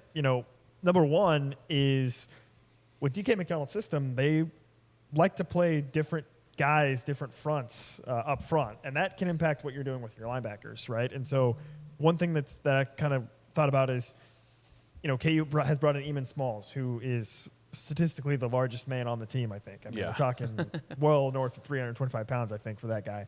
And he kind great last name for a big guy, right? Too. Exactly, Biggie Smalls, yeah. And he gives me a little bit of Devin Phillips vibes, a transfer from Colorado State a couple years ago, where just a big body dude that is maybe on the stat sheet you're not going to be like, oh my God, this guy's got 80,000 tackles, but he's going to take blocks on, disrupt plays, and things like that. And if you go that route, with Eamon Smalls, you could put him at nose tackle, and maybe if you're playing three-man front, you're going to play more three linebacker sets and have more linebackers beyond. But it's obvious Trey Lathan's going to play a lot. I mean, he's going to be your guy that's going to be out there. And then it seems like at this point, Quincy Davis and Bam Crouch are sort of your next two guys up in the rotation, whether it's Bam with Trey or with Quincy Davis behind them, or Quincy's out there with Bam, or whatever the combinations are, is kind of something I'll be keeping an eye on. And then Jabriel Alameen is another interesting player in this conversation, a transfer from Marshall, who was a lighter player, I think under 200 pounds at Marshall. And Chris Simpson says that he's, gained over 20 pounds and he's playing at a much heavier weight this year while still maintaining that speed. So then I think you get into a conversation of, okay, well, you've got a 6'3", 6'4" guy that's 225 pounds and can move in space. Is he sort of maybe become your Hawk type player, right? Your sort of boundary linebacker, so there's a lot of different combinations that I think you can go with. But first and foremost, I think it certainly seems like there's a little bit more depth there at the linebacker spot, which is huge. And then again, I think it'll also come down to what KU does with their fronts. Are they interested in doing more of a three-man front with Eamon Smalls sometimes, and then having like David Santiago and Leroy Harris as sort of that three, and then you have three more in the back, sort of a 3-3-5 more style. Or are they going to still continue to do more four-man fronts where you have Blake Harreld, and Blake Harreld could even be on the edge of that three-man front. So there's different combinations that they can come up with, and the loss of Trayvon McAlpine I think is significant when it comes to that conversation, because with Trayvon McAlpine, I doubt that they would be that inclined to do sort of a three-man front. You probably want him plus Blake Harreld out there, right, or Marcus Calvin or whatever. But Eamon Smalls gives you now that flexibility of, hey, maybe you lean on that more, and that leads to potentially more guys playing at the linebacker spot. So feel good about Trey Lathan, obviously. Everything continues to be really positive with him. I'm excited about Bam Crouch, too. I think Quincy Davis could be a solid player as well. So the linebacker room, I'm feeling better about now than I was probably any time before, to be honest. Fair enough. Truthfully. Well, there's a lot of depth, and we were talking about this in the opening segment about how we haven't seen a linebacker room at Kansas with this amount of depth in it probably ever. Maybe looking back to like the Orange Bowl year, you had a lot of linebackers, but you're going way back. I mean, you got to go way back to think about how good these guys are. I do have a question about the quarterbacks. I want to go back to that for a second because you brought something up. Lance Leipold did say that we are going to be seeing both of these guys in action for a little bit in the beginning of the season. Extended periods. Right. So at what point in the season does the narrative change of, hey, they're just figuring out who they want, as opposed to, oh, crap, they don't have faith in either one of these guys, so now they have to play both of them? Are you looking at the – because the Mizzou game is week 2. I mean, all of a sudden you get into the Arizona State game, you're out in Wembley, you're still playing a two-quarterback system. When do you start to get concerned? Well, again, first of all, it's not a two-quarterback system. Oh, well, yeah, sure. It's not a 2-quarterback system. I mean, right. How many quarterbacks are there? I mean, let's get that out of the way first. It's not. Yeah. It's not a 2-quarterback system. But we're going to be seeing both. Yeah. Right, exactly. Well, it's funny, yes, because Jim Zebrowski was kind of asked something pretty similarly over the weekend, and he basically was like, "Hey, there's a difference between having 2 quarterbacks and neither one of them is good enough to be like, crap, like what do we do? Versus like having 2 quarterbacks that we have a lot of confidence in that we think both can really, really elevate the football team and help them." And that was kind of what he was talking about with Isaiah and Cole Ballard, and that it seems like internally they view the battle as more of like, hey, we've got 2 guys that have some different skill sets, but both are really, really strong in their own ways, and both we think can really, really impact our team and elevate our team. It's just a matter of we got to pick one, right? Versus, I mean, there's been quarterback battles of days of yore, in the 2010s, when it was like you have 2 or 3 guys and they all just suck, and it's like, okay, which one sucks the least? Play that one. I don't think that they are viewing this battle through that lens internally. I think they're viewing it through the lens of like, hey, we've got 2 guys that have both been in the program for a while that both can positively impact the team in different ways. And maybe have different leadership styles, and we just got to decide which one we're going to lean on more and go from there. So I think that's probably the way they're looking at it internally. I can easily understand, though, optics-wise, as from like the outside perspective, you're looking at it and thinking, well, crap, this long and nobody has separated themselves. When is it more of a situation where, hey, you got 2 guys and so yeah. I guess the only way to answer that question is to roll the ball out there and play and see what happens with whoever guy is, whichever guy is out there or whichever guy gets more opportunities. So, I mean, what game are you looking at, I guess, in your perspective of like they need to figure it out by this time? Well, let's just be honest. If it's Cole Ballard, Isaiah Marshall is going to play every game. Well, sure, yeah. I guess that's fair. I mean, it's not like if Cole Ballard wins the job, Isaiah Marshall. Which then, to me, that's a 2-quarterback system. Like it's just like it. I don't know. I guess it just depends on this. I guess it depends on your split. If it's fair. If you have 70 offensive snaps and it's 60 for one guy and 10 for the other, that's not a 2-quarterback system. That's fair. But if you have 70 snaps on offense and 45 is one guy and 25 is the other guy, then maybe that is a 2-quarterback system. Right. I don't know. It's hard to say. I don't think they're viewing it that way. Internally, at least, I mean, based off what they've said, like when you talk with like Zebrowski and even Andy Kolnicki and Lance, but I get it from the outside. Optically, I think it could be frustrating to be like, like why have you not? What's the issue here? Why can't we just pick a guy? Yeah. So I don't know. We'll see. Nick Springer, Kansas City Sports Network, joins us here in studio. A lot to get to, of course, in the coming weeks regarding KU football, but I'll squeeze in a basketball question quick for you. The exhibition slate, very, very different now. You get Louisville and Duke coming to Allen Fieldhouse. I can't remember if we've asked you your take on that or not, but it's way different than exhibitions that we grew up watching, where it was basically the MIAA schools coming in. How is it different from Emporia State? A little bit different, right? Yeah. Come on, Dan. Stand up for your ladder, Dan. But KU, you're going to take that? You're going to sit there and take that? KU also committing to the players era last week that came out to 2030-31, which I think is the longest that any team has committed. I haven't seen, but I think you're correct. There's murmurings that Kansas makes the most money out of all that and anything. But yeah, that's the preeminent college basketball event, or at least if it's not, it's becoming that. Your thoughts on that and the exhibition slates moving forward, because it's a different era of college basketball. I mean, I think it's great, honestly. Like, why not play those marquee games? You're just going to generate more fan excitement. You're just going to generate more revenue, right? I mean, fans are going to – I mean, obviously at KU it's a little different because, it's sold out every game. But there's obviously going to be a certain different level of excitement for Duke coming down Fieldhouse than for Emporia State. Sorry, Dan. Yeah. So, it's great, right, when you have a chance to play those types of games, I think. So – And it's obvious. And even I think Bill Self, I'm trying to remember what exactly his exact quote was. He said this, I think, maybe last year at one point where, early on in his career, Bill Self was very paranoid about the schedule, like very strategic and trying to be like, whatever, right? And he basically was like, hey, nowadays I don't really look at it too much that closely anymore. I just look at what's the best matchup for us, what's the best opportunity for us to play against high quality competition and prepare us for, conference play and beyond. Right, and that's been evidenced by the fact that KU's played very difficult non-conference games for the past half decade now, really, right? When you think back to some of the non-conference opponents that they have on their schedule and some of the marquee tournaments that they're going to be in or marquee matchups that they have, when you think about the Champions Classic, playing UConn, you're always going to be playing probably at minimum one top 10, 15 team at the Players Era or whatever tournament you're in. So that's kind of how the approach is, and I think it's great, right? Why not have those matchups? And even better in an exhibition, because if you lose, don't matter, cares? Yeah. I mean, and obviously exhibitions don't mean anything because what Darren Peterson had 40 points against Louisville when they played their exhibition last year or whatever that's crazy. it was. I mean, and everybody thought, oh my God, this guy's the second coming. I mean, KU's never going to lose. So it doesn't. So it doesn't really matter that much. But I mean, I think it's good. I think it's. I don't really see in this day and age.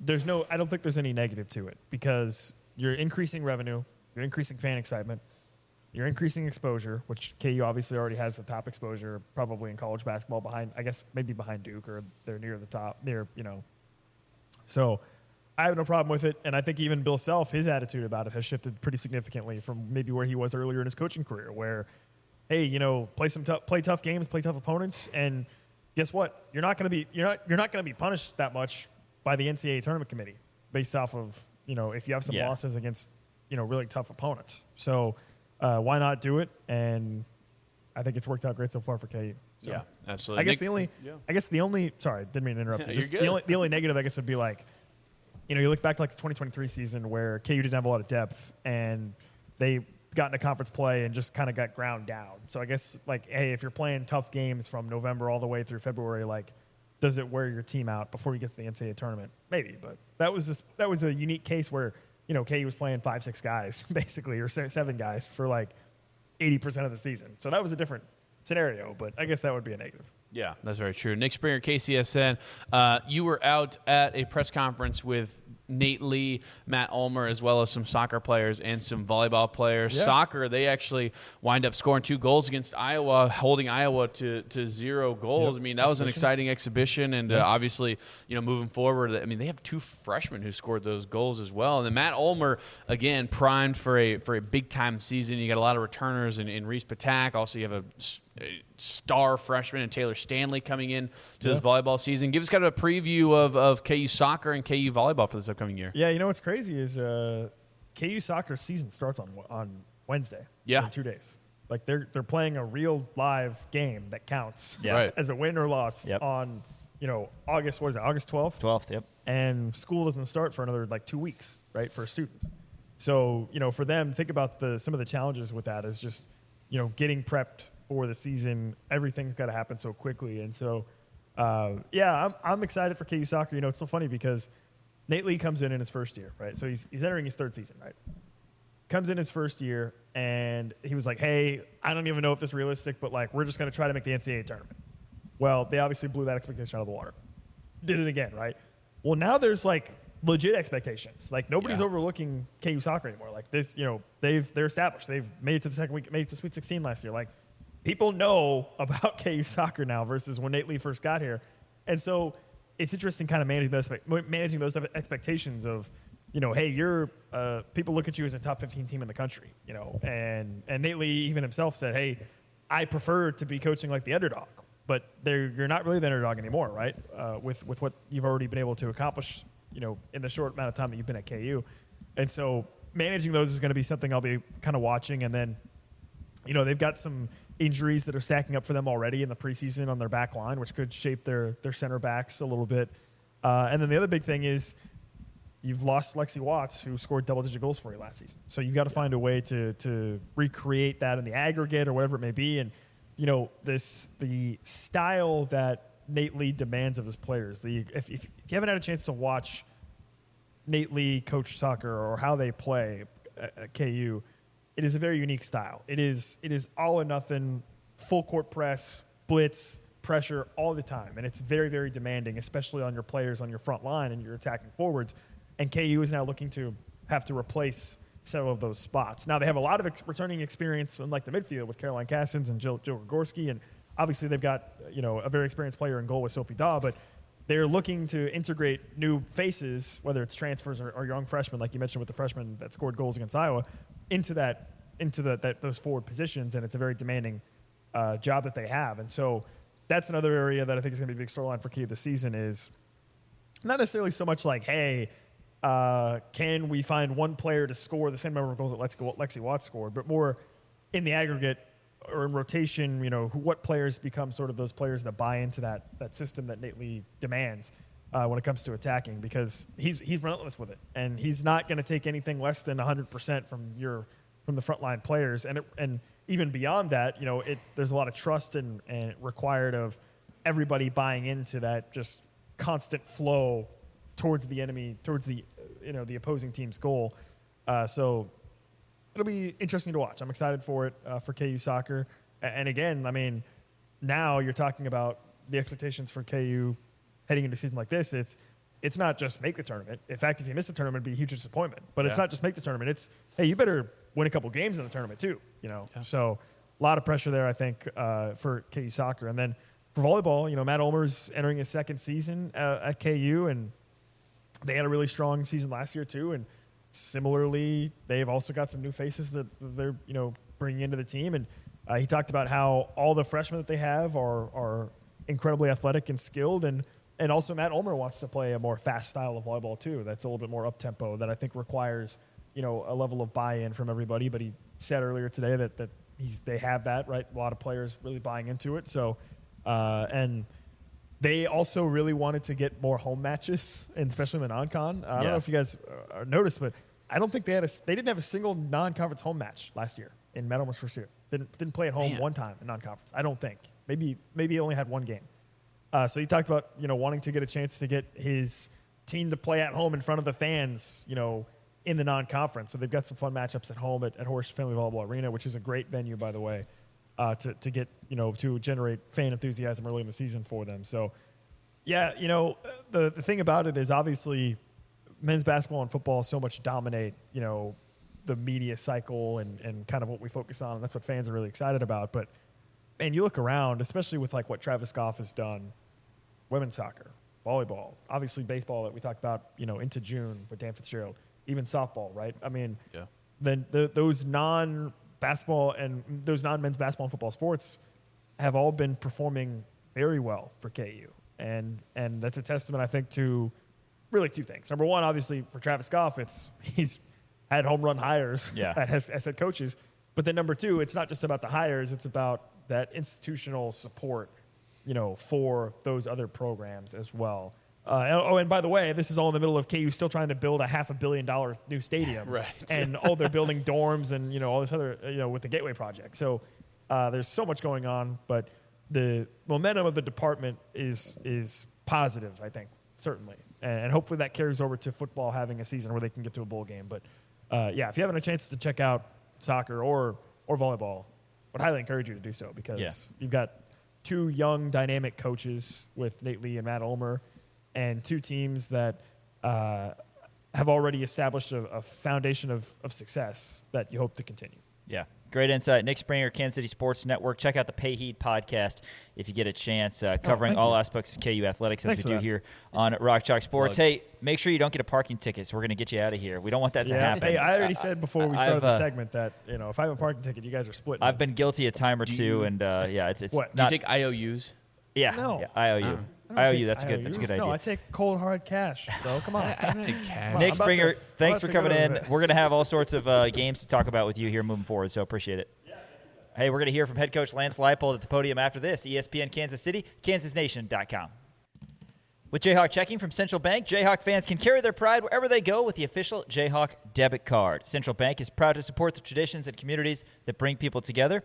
As the proud community banking partner of the University of Kansas, Central Bank is committed to serving Jayhawk fans with banking options designed for real life, on campus, at work, and everywhere in between.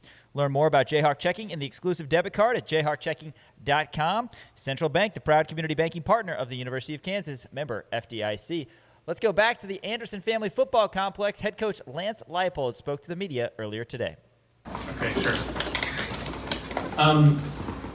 First couple of days of having pads on, how have the guys responded to that so far? I think we've responded well. We've got a lot to continue to work on, as we know, but with all the extra time that we're allowed to have with our guys, retention and things are very good as far as assignments and what to do. Now we got to continue to work on using our hands, being more physical, playing the game. And I thought we had an excellent day today, got some live work in. I say excellent work, excellent teaching opportunities to learn and grow from both sides of the ball, showed flashes, and now we get them back in this afternoon, continue to work on it, but we're progressing. And then since we have the linebackers today, what's the process been like of kind of mixing and matching and figuring out who pairs best with Trey? Yeah, again, we, Chris and DK continue to give guys opportunities at multiple spots to show what they can do, to continue to add to the position, get our best players on the field. We've talked about some of these individuals, guys like Quincy Davis that has continued to show. Bam is healthier, playing more confidently, feeling good about things. Jabril looks, this is the heaviest he's ever played in his career, but he still moves extremely well. The depth of the position, I think if you guys have been, what you've seen, we look different at that position, I think, than maybe we have in years past with guys that can play a lot of snaps for us in some years based on injury, and you're kind of holding your breath and things that, nothing against guys that had to go in, but I like where it's at, and we'll continue to progress that, Henry, through camp about how we rotate those guys and how often we do, but I feel it can give us a healthier and deeper position. And I guess a guy that I forgot, I want to make sure I'm saying that keeps showing up to me is Malachi Curvey. He's a guy that, again, continues to, year 2 in the program, he's taken that step that you want in the second year, and physically looks excellent, moves well, plays with twitch, and does the things that you want. So I know we talk a lot about the transfers sometimes in these things, but don't leave Malachi out of this thing either. Safety, Jaden Harris, Corey Gordner, two guys you brought up in the transfer portal. What have they brought to the defense so far? Corey brings a lot of athleticism. He brings, the height and length that you want back there that we maybe haven't had in the past. Had an interception again today. He's a very good football player. I think Corey would also admit, though, Corey has to continue to work on consistency each and every day of being at his best and staying locked in and doing what he needs to. But he gives us some things from sideline to sideline that we haven't had. Jaden Harris gives you a guy that is extremely physical. He was slow through the summer with a leg that hasn't allowed him to be at his fullest, but he is now in camp. Talking with Jaden yesterday, he's just, he's trying to do a lot to make up for missed time. And he just has to continue to just do what's asked of him and take it a day at a time. He's physical. He's willing to give us a guy that can thump it a little bit and put his chest on people, and really like what he's doing there. Obviously he's been in a couple high profile programs, so he can also lend about what we do and how it should be done and the comparables that way, and he's done a great job with that for us. Last week, DK talked about the cornerback position, the other spot next to Jalen Todd. What have you kind of seen from that group, and I guess are there any guys you feel like are starting to kind of emerge there? We have a lot of guys competing there, and part of it, we're looking for guys to be able to be out there every day, consistently. Austin Alexander is getting healthier, but really has been limited for over 6 months. Just when we were getting him back, he had another setback with a different injury, but he's coming around, and if you look at Austin, he looks a lot different than he has in the first couple of years in this program physically, and he's playing that way when he has an opportunity. Saeed Gibbs is another guy that has been slowed, and again, he's shown the ability to help us out at the corner position as well as nickel. And then Roman Pearson's a guy that has another guy that is good size. He's very athletic. Getting him to be and again, these are things that we say to these guys, is we got to be there each and every day and play with a sense of urgency. And when Roman does that, he's going to help us. And so it's going to be interesting to see, again, another position where we could have the ability to rotate some guys on some series and be a fresher football team for 4 quarters. Lance, Taylor Davis was in here last week talking with us too, and he talked a lot about kind of his disappointment in his season last year. It seems like maybe that's one of those stories that you gravitate toward with your players. I wonder what you've seen from him responding to that. Yeah, again, the continued growth process with him, Matt, and some of those things. But the best thing about what TD did in that situation is self-awareness, self-reflection, and ownership of the situation, of things that were controllable to him and his approach and how he is within this program. And he's worked extremely hard to change that. And it's been seen for 7 months now. And again, we need that to carry on when it gets tougher during camp and during the season. You know, we challenged our leadership group a little bit yesterday on some things when we weren't as clean and as disciplined on the field as we needed to be, is that, you know, leading through the off season has a lot of challenges to it. But the main challenge is when you got to lead during the season, when different things are happening during the course of a game, during the course of a season. And, you know, we're counting on Taylor to be one of those guys, just like we are with Trey. You know, we talk a lot about the new guys, but we need the returners to be that. We're getting that from Blake and some others up front. We got to continue to have that from TD in the back end. Sure.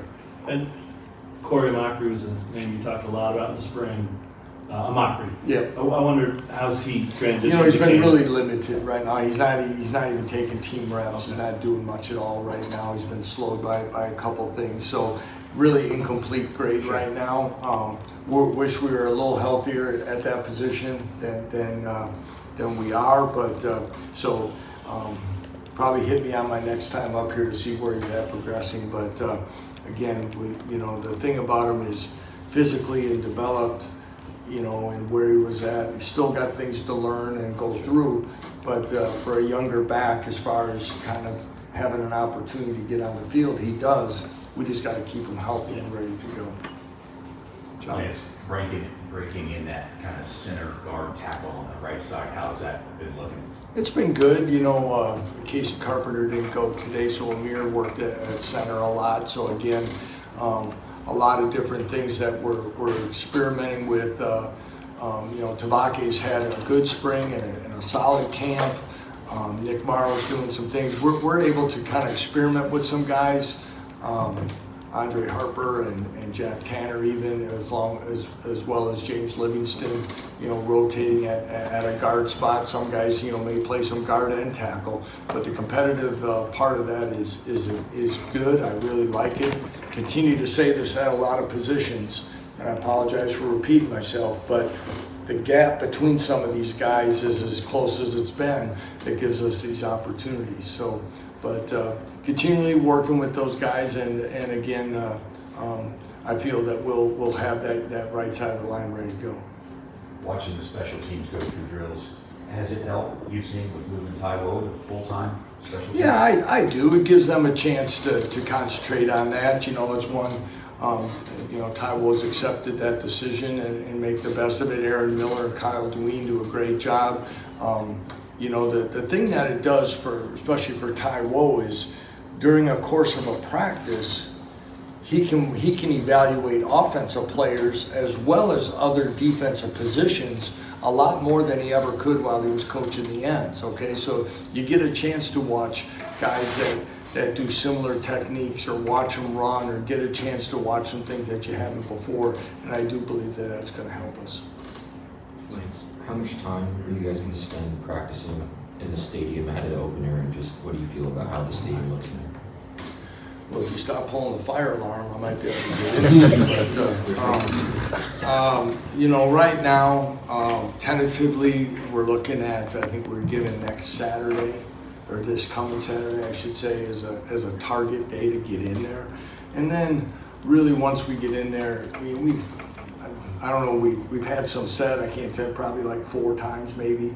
We'll look at it, but probably get a feel for some different things of, you know, how much do we need to, how much do we need the space. We like the space of how we've been able to spread out and do things, so all those things will be a factor. But we do need to get in there and take a look at, you know, now that the lights are all the way around, there's probably some things that we need to get acclimated to do that.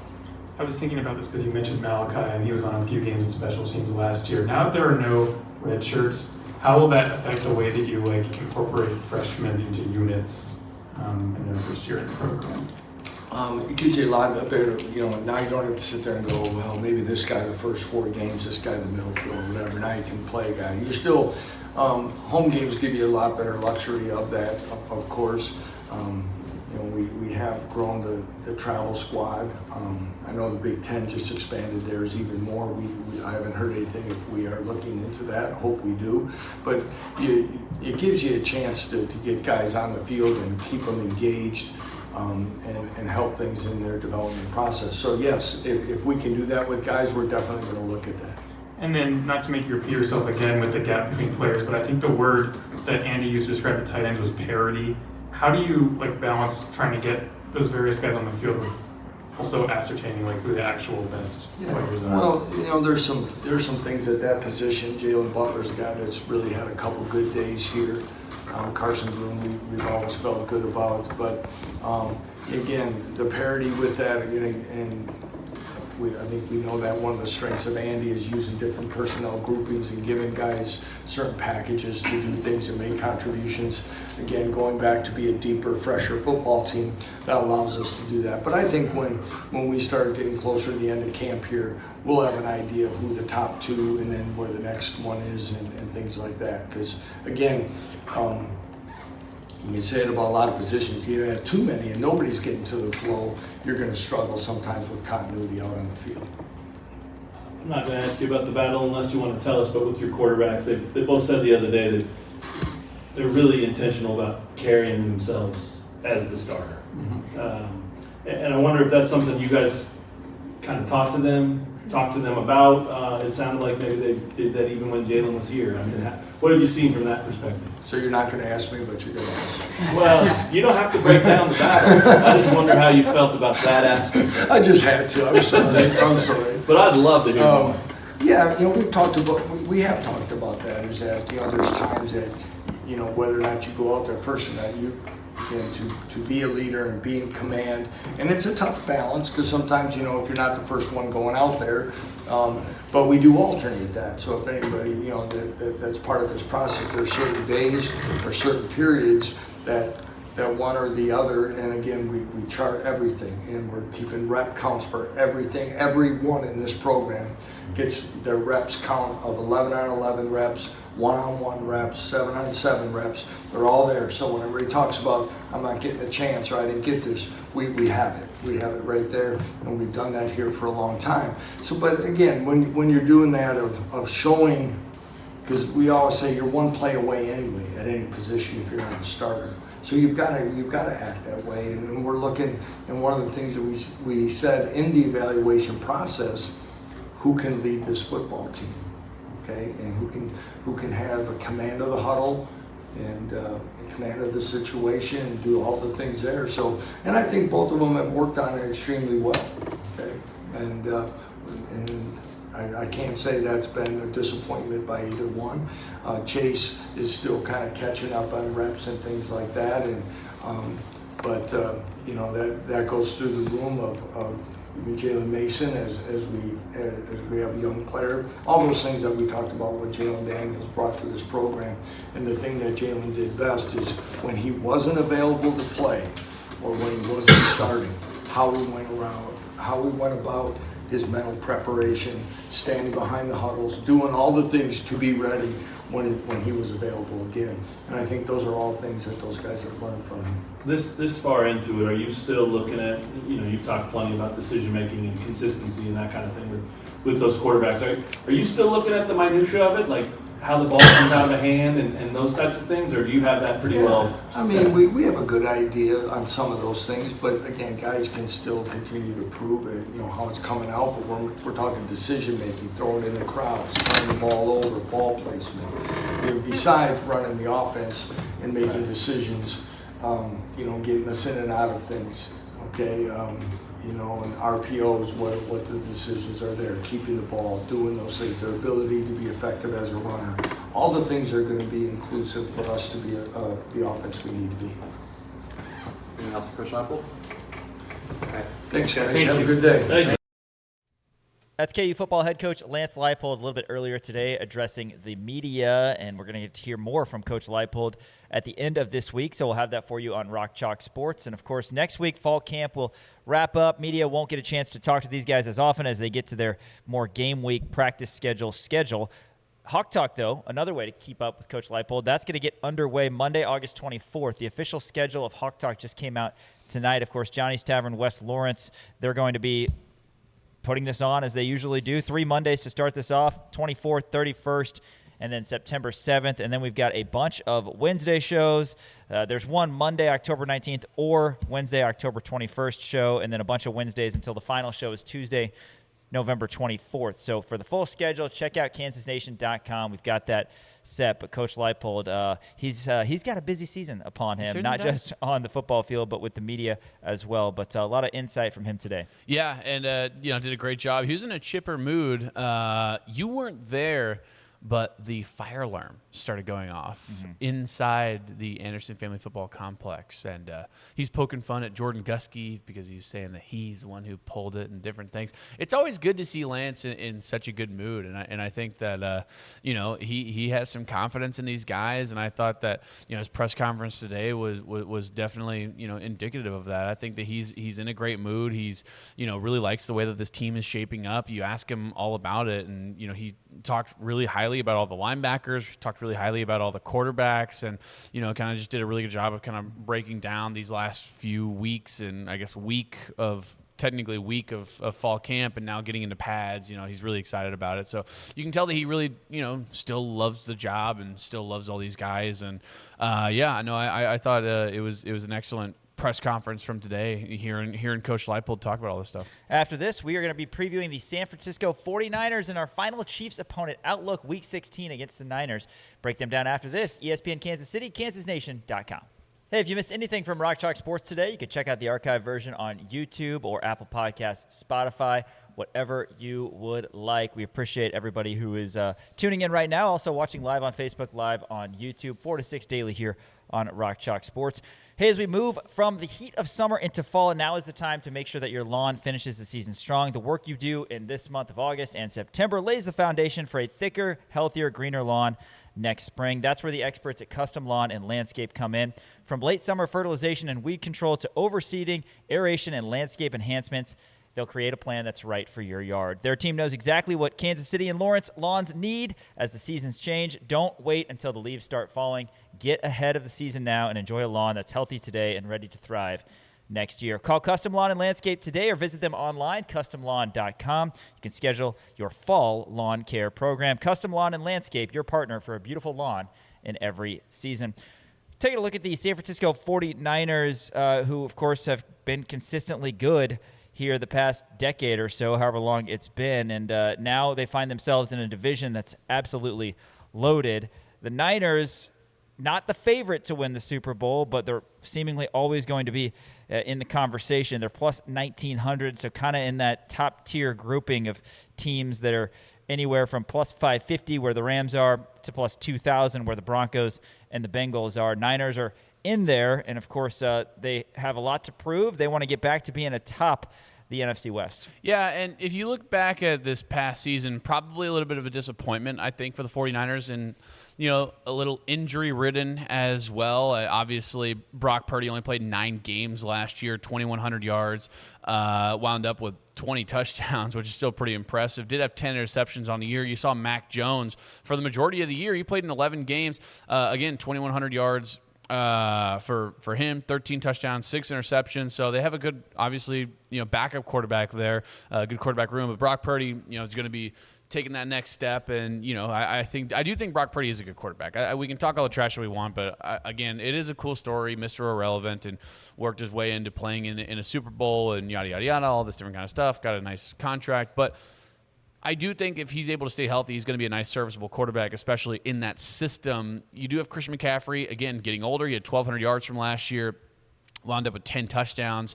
I still think Christian McCaffrey is going to be the real deal. They have Brian Robinson Jr. last year as well, but he is no longer with the team. So they have Jordan James as their second-string running back. So that'll be interesting to see how much of the load he's going to take off there. They got Mike Evans in the offseason. They also got Deebo Samuel, a little bit of a – I mean, close your eyes and imagine Deebo Samuel in a 49ers jersey. He's back. Imagine that. But Mike Evans, that's an interesting one. I don't know how good he still is going to be. I mean, he was really good last year, so who knows? Also, Christian Kirk. So that's their 3 wide receivers. George Kittle's out for right now, but we expect to see him. You also have Dom Pooney, former KU guy, playing a right guard. Also, Enrique Cruz is listed as the 2nd-string right tackle, so good for him on that front. Their defense is weird. They run a 3-4 defense, so their linebacker crew is incredible. I mean, you have Fred Warner, Dre Greenlaw, and Nick Bosa plays the will linebacker, but obviously we know that he comes off the edge more often than not. But their DNs are their DNs and their nose tackle, they're nothing really to, make headlines, I guess. I don't think their defensive line, I guess, is very, very good. Their secondary is not great as well. Malik Mustafa's okay. They have Renardo Green and Demadori Lenore as their left cornerback. I mean, their defense I don't think is going to be very good, but their offense obviously is kind of where they'll make the headlines. And again, if you can get as much as you can out of Mike Evans, sure. If you can get as much as you can out of Deebo Samuel, sure. Christian McCaffrey's going to be good, and Brock Purdy's going to be good. But at the same time, I'm not bullish on this 49ers team. This will be week 16, as I said. It's the Sunday after Christmas, so it's going to be Sunday, December 27th at 3:25 Central. And then after this game, the Chiefs will go to the Chargers, and then they finish at home with the Raiders. So, I mean, you feel good with Week 18, the Raiders coming in. If you absolutely need a win, you feel very good about beating the Vegas Raiders at Arrowhead. But, you really want to be in a better position before that. We've talked a lot about how the Chiefs have kind of really firm, bold lines in between spots of their schedules of like, this is a difficult schedule, and then this is an easy part of the schedule. We usually point to the back half as more difficult, and we say, okay, the first 11 weeks, the Chiefs need to go 8-3 or 9-2, whatever it is. But one good thing about the back half, specifically the final 4 games, is 3 of the final 4 games are at home. So you do have week 12, 13, and 14 where you have to go on the road for each of those. But you have the final 3 of 4 games at home, and the Niners fall in that category. You feel like the Chiefs will be favored against the Patriots, favored against the 49ers. At the Chargers, who knows, but obviously you'll be favored against the Vegas Raiders. So we'll see how it goes, but this will be our final preview as we've already looked at the Chargers, already looked at the Raiders. I think we both decided 12-5 is an expectation for this Chiefs team. Hopefully better than that, hopefully back to top the AFC West. Yeah, you certainly think so. And again, closing it out on, 2 AFC West opponents, that right there gives you room. If you're somewhat in a limbo right there, you got to go out and win those last 2 games against the Chargers at Los Angeles and then at home against the Las Vegas Raiders. So, yeah, again, I'm planting my feet in the ground. I'm saying 12-5. Tomorrow on the show, we're going to hear from KU linebackers coach Chris Simpson and some select linebackers. Plus, we're going to have video as well of head soccer coach Nate Lee and some players, head volleyball coach Matt Ulmer and some players as well. So all sorts of content as the fall sports season is officially here. 4 to 6 everyday Rock Chalk Sports. Big thanks to Elijah Schmidt and Tyler Brewer behind the cameras today. For Dan Courtwright, Sean Kellerman saying catch us tomorrow 4 to 6, ESPN Kansas City and KansasNation.com.